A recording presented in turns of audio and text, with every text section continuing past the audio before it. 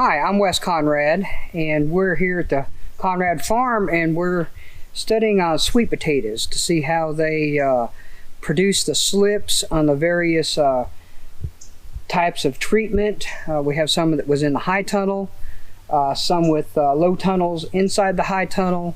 We also have 4 beds outside, 2 with a low tunnel on them, and 2 just regular in the beds. So I'm anxious to see the difference and see how they're producing.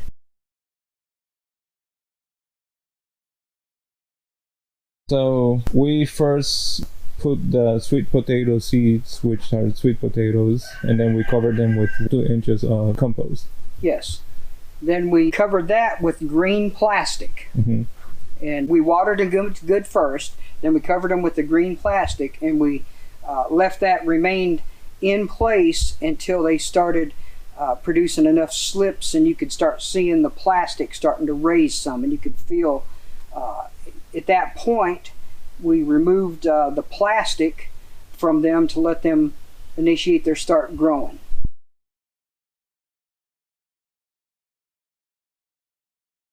These are the ones inside the high tunnel here.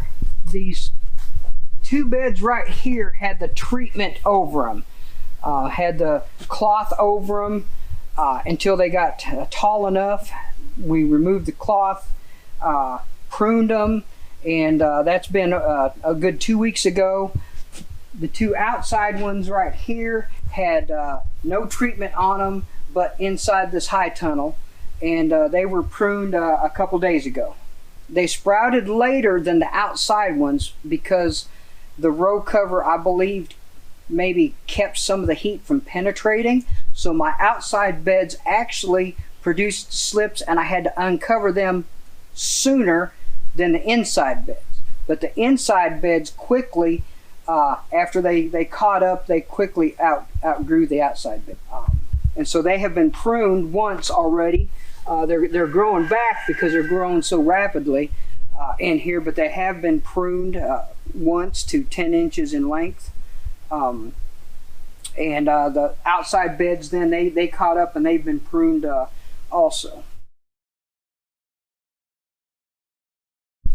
As you can see, these still have the treatment on them. 2 beds are left untreated, and these 2 beds have the treatment on them. All been planted the same way with the plastic. Everything was done the same. And now we'll see the difference in the growth.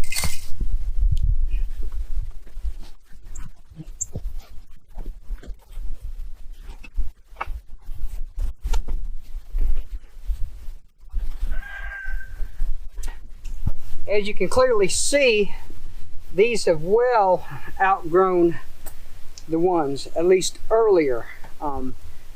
We've had more sprouts, more slips that actually came up compared to the outside ones, and they've also really outgrew the ones without the treatment outside.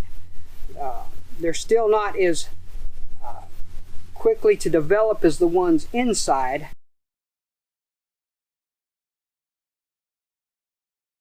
These are disinfectant wipes. I've cleaned them with a bleach solution earlier today, but we don't want to take a chance on sharing any diseases, spreading any diseases.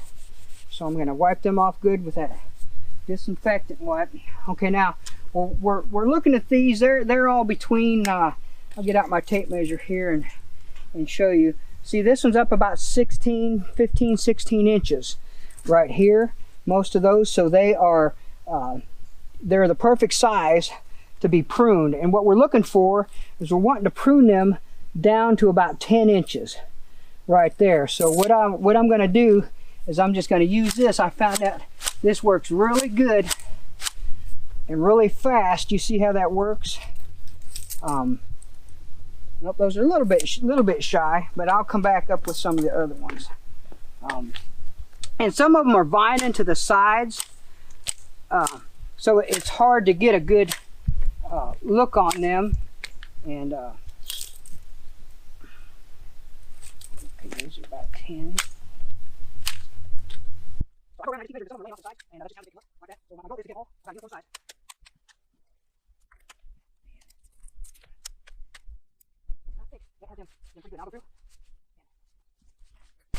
Clean them out. Some take another look at some of these. I know that one's going to have to be pruned off a little bit. And again, we're tipping these. What we're doing is getting rid of the tender tips on the plants. That's going to allow them to harden off. Also, it's going to allow them to put on lateral growth, which will help them just do better in the fields. We're going to let them harden off for about 2 weeks. About 2 weeks, and then they'll be ready to put out in the field. These ones that did not have the row cover, I'm going to say they're still a little bit off. They're only 9 inches tall right now.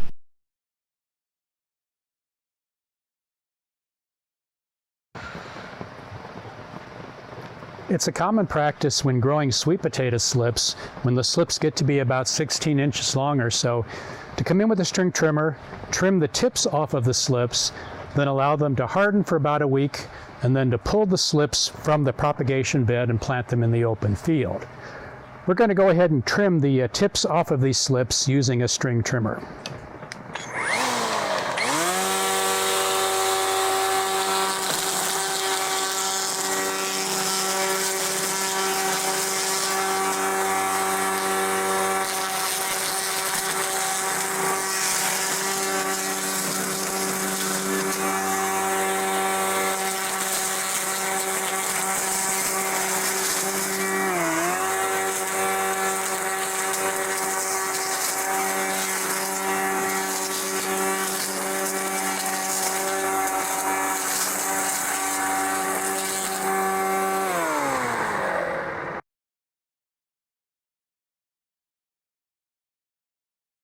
No.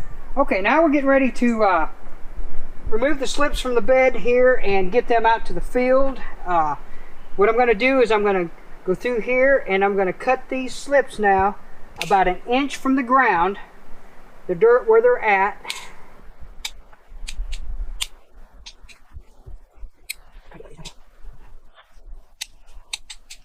As you can see, this bed has made several slips.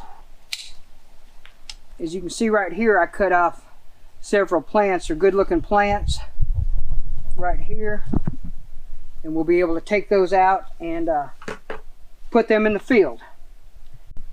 Okay, we're out in the field. We're getting ready to stick these in the ground. I have a little tool that I made here to get the plants about 3 inches deep. What I'm just going to do is insert that, make a hole, insert the plant, pack the dirt around it. And I know we're going to go 12 inches. I still had to do that. 12 inches, which this tool is exactly 12 inches. And so what I'm going to do is lay that down, get me another plant. I can measure that, make a little spot in the ground. Plant goes in from the soil. Again.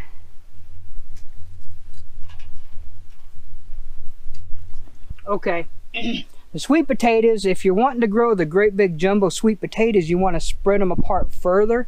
That will allow them to develop and to get bigger. But for the market size standard that you're wanting good sized potatoes but not really big, the grade A's. And so the goal is to keep them from being too large. And so if you plant them closer together like this, they will develop and grow, but you won't have that extra size that you don't need. They'll be just the good marketable size. And as you can see, it goes really simple, really quick, really easy.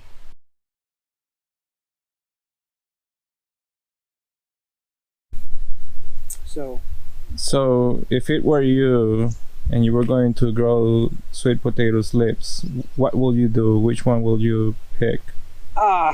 I would definitely produce some in the high tunnel with the row covers in place, because they will develop faster and you'll actually be able to transplant them out in the field quicker. As you can see, we're going to be almost 2 weeks ahead with the beds that was treated inside the high tunnel compared to the outside. That's great. So that will make a big difference. Well, it's going to be interesting to see the outcome in the field. If forcing them to develop quicker, is it going to have any impact on the number and types and size of sweet potatoes that they produce? That will be the ultimate goal. If they produce well, then I would totally recommend the treatment inside the high tunnel.